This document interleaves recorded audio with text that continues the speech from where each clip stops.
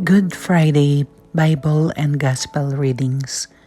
First reading from the book of the prophet Isaiah, chapter 52, verse 13 to 53, verse 12. See, my servant shall prosper. He shall be raised high and greatly exalted.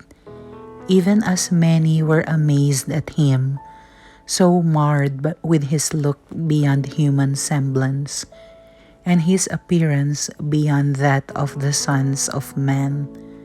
So shall he startle many nations. Because of him, kings shall stand speechless. For those who have not been told shall see, those who have not heard shall ponder it. Who would believe what we have heard? To whom has the arm of the Lord been revealed? He grew up like a sapling before him, like a shoot from the parched earth.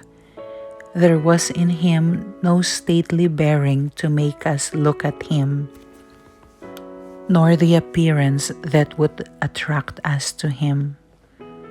He was spurned and avoided by people, a man of suffering, accustomed to infirmity, one of those from whom people hide their faces, spurned, and we held him in no esteem.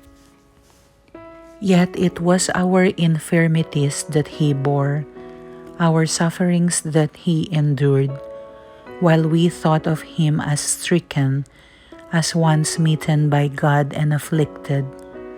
But he was pierced for our offenses, crushed for our sins.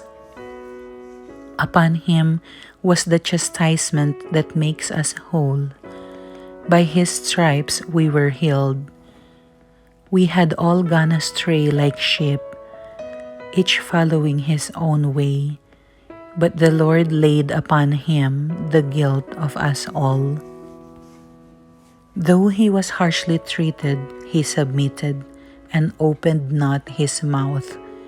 Like a lamb led to the slaughter, or a sheep before the shearers, he was silent and opened not his mouth.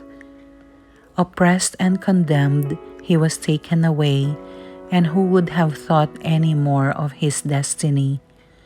When he was cut off from the land of the living, and smitten for the sin of his people, a grave was assigned him among the wicked, and a burial place with evildoers.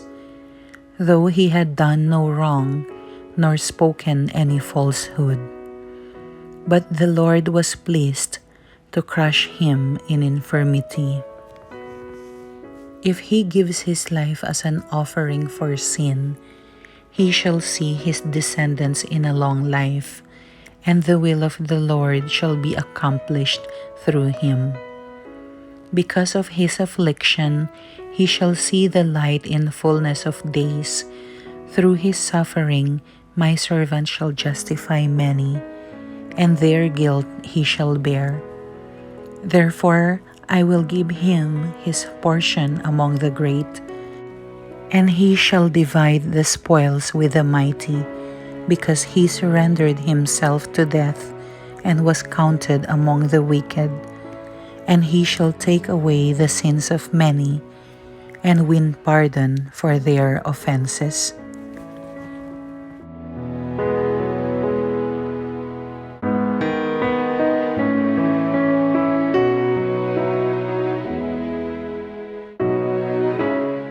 Second reading from the letter of St. Paul to the Hebrews, chapter 4, verses 14 to 16, and chapter 5, verses 7 to 9. Brothers and sisters, since we have a great high priest who has passed through the heavens, Jesus, the Son of God, let us hold fast to our confession. For we do not have a high priest who is unable to sympathize with our weaknesses, but one who has similarly been tested in every way, yet without sin.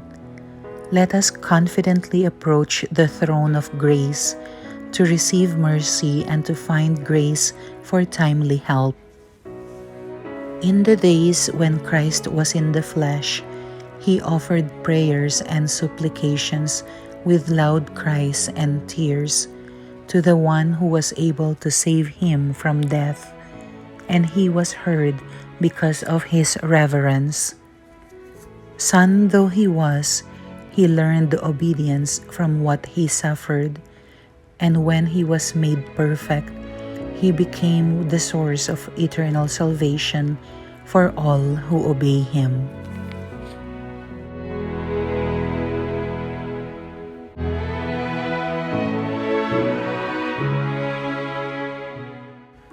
Daily Gospel from the Gospel according to John, chapter 18, verse 1, up to chapter 19, verse 42.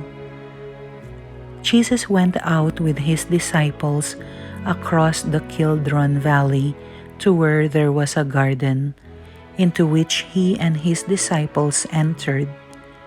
Judas, his betrayer, also knew the place, because Jesus had often met there with his disciples.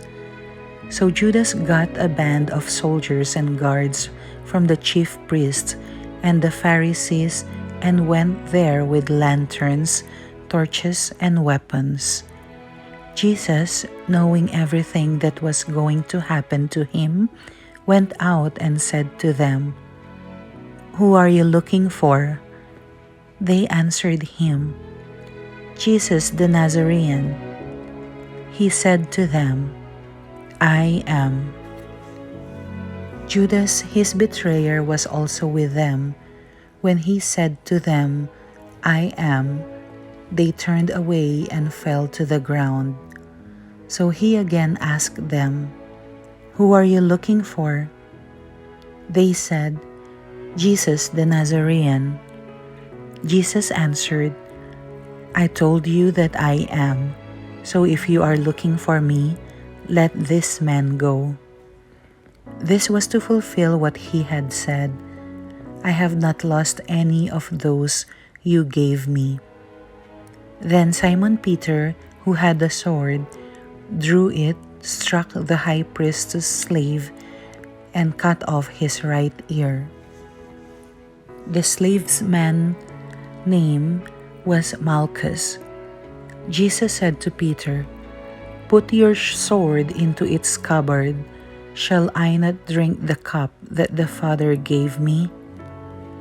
So the band of soldiers, the tribune, and the Jewish guards seized Jesus, bound him, and brought him to Annas first. He was the father-in-law of Caiaphas, who was high priest that year.